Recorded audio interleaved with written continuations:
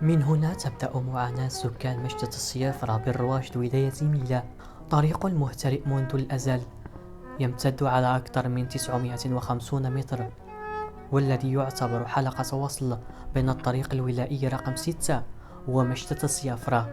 تدهور حالة الطريق أصبح العازل الأول لجميع سكان القرية، من كبيرهم الذي ذاق مرارة المعاناة لسنوات وصولا إلى صغيرهم الذي بدأ يعيشها منذ المهد. المنطقة هذه منطقة يسميوها مشتى صيافرة، تابعة لبلدية الرواشد، دايرة الرواشد. ولكن الطريقة هذه حنا شحال وحنا نقدموا شكاوات عليها، والمير اللي يجي قلنا العام الآخر اللي حد الآن ما زلنا نعانيو. يعني البارح رانا ما خرج حتى واحد. والطريق اليوم راك تشوف فيها اللي حد الآن انت راك تشوف فيها باللي راهي عايزة في أي لحظة يعني الإنسان ما يقدرش يخرج. الطريقة هذه أنا ملي بديت نعرف في عمري 61 سنة قاعدة هكذا.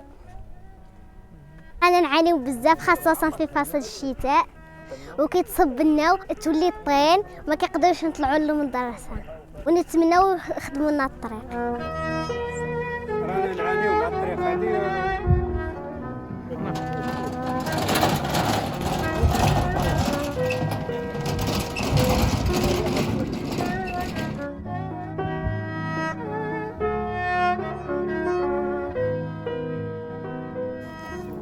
المعاناة اليومية لسكان المنطقة والمتكررة كل عام جعلهم يرممون الطريق من مالهم الخاص للخروج بأقل الأضرار عند تساقط الأمطار.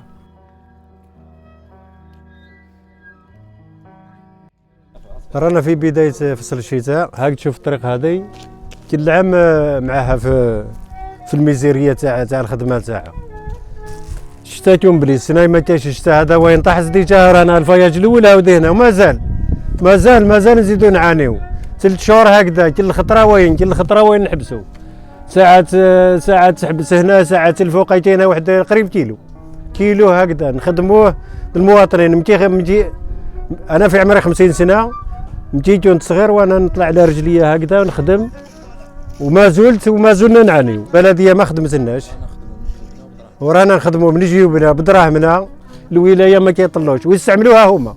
كاين واحد الخزان لتحت ديما يروحوا ليه وعلى بالهم بها وما يخدموش. نتمناو ان شاء الله من السلطات المحليه والعليا تخدمها لنا، وهذا ما كان طلب تاعنا. نتمناو يخدموا لنا الطريق وخلاص. القرعه تاع السميد تجيبها على كتفك، راهم يوليو الطوموبيلات ما يهبطوش. القرعه تاع الكاز دوكا وتنين على كل حال. الكاز عندنا رحمه ربي بارك الله فيه، مازال تخصنا الطريق.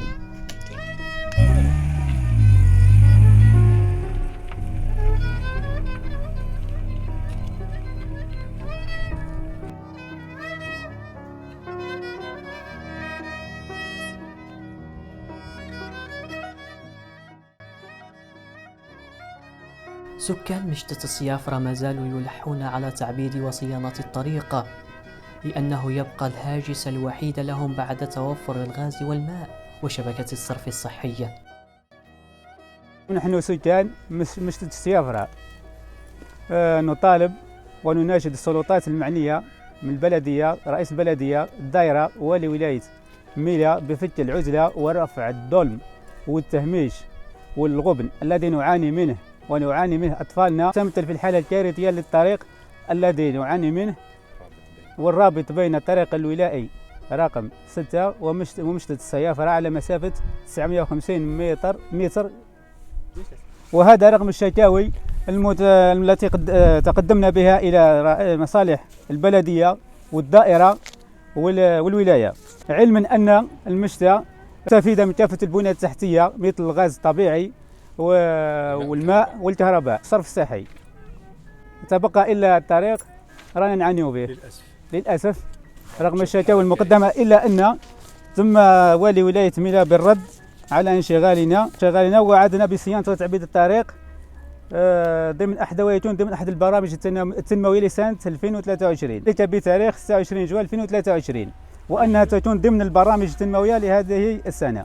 ورانا في أواخر 2023 وما بان والو، ورانا في انتظار تدخل السلطات المعنية ويرفعوا الغبن والظلم والتهميش الذي نعاني منه.